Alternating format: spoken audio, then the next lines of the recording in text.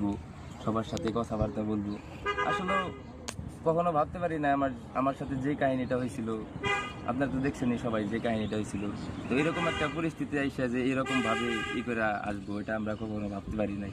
যাই হোক, আলমগীর আঙ্কেলের জন্য, আতর আব্বুর জন্য, সবার জন্য আজকে আমরা এই জায়গায় আসতে পারছি। আপনার জন্য ফরিদা, আপনার জন্য, আপনাকে জানাই অনেক ধন্যবাদ। আপনি গ্রামবাসী হয়ে অনেক আমাদের সাপোর্ট করছেন, অনেক ভালোবাসা দিচ্ছেন। তো সবার জন্য অনেক ভালোবাসা।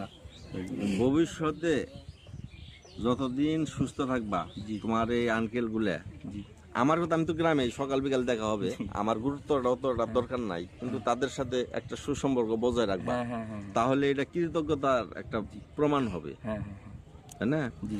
লামিসা, সবাইকে একটা সালাম করো, তুমি জেনে যে আসলা তোমার আঙ্কেলের বাসায়, কেমন লাগছে? আসসালামু আলাইকুম। আঙ্কেল আমাকে দাওয়াত দিছে, আঙ্কেলের বাসায় আসছি, অনেক ভালো লাগতেছে।